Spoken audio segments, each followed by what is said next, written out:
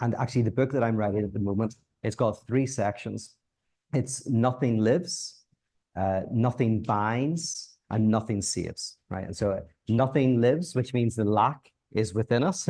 Nothing binds. There is a social bond that's created through this lack, and nothing saves. In terms of the social bond, I want to very briefly make a distinction between community and communion. A community is based on shared identities, shared values, shared enemies, right? Shared political positions. That's what a community is. So you come together with something that's shared. A communion is a group that are gathered together around a shared loss, a shared nothing. And if very briefly, I would say, like, the right today, the popular right, I mean, right and left, I'm going to use these terms, I don't think they're that accurate, but the popular right believes in positive universals. So if you look at people who are popular commentators on the right, they talk about things like facts don't care about your feelings, right? The idea that facts are facts, they're universal. They talk about meritocracy. They talk about institutions that treat everybody the same. The key word for the right is equality, right? Equality. That's how we build community, through shared positive universals, blind institutions that treat us all the same. On the kind of identity left, there's the idea of particularism, the idea that every positive universal is a veiled particularism. So everything that says this is a blind universal actually benefits one community, one group over the other.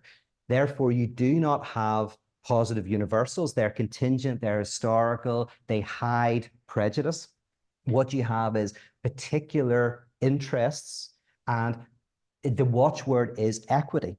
Right? Equity is you give different groups different things depending on the different needs. There isn't universal equality, there is equity.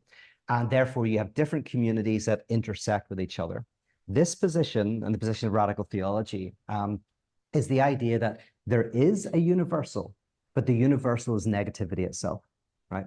So there's not a positive universal. What binds me to you, what binds me to everything, is that we all share a type of fundamental wound. And I love the word communion, right? Because communion is literally a meal around the death of God, right? Around the loss of the absolute. So there's different names for it. For me, the non-at-oneness of biological organisms with themselves is evolution. The name for this at the level of politics is democracy, the non-at-oneness of the social body with itself that generates complexity, indeterminacy in physics. So there's different names for this non-at-oneness. But for me, the privileged name is the death of God. I think that because the death of God says basically this non-at-oneness is within the absolute itself.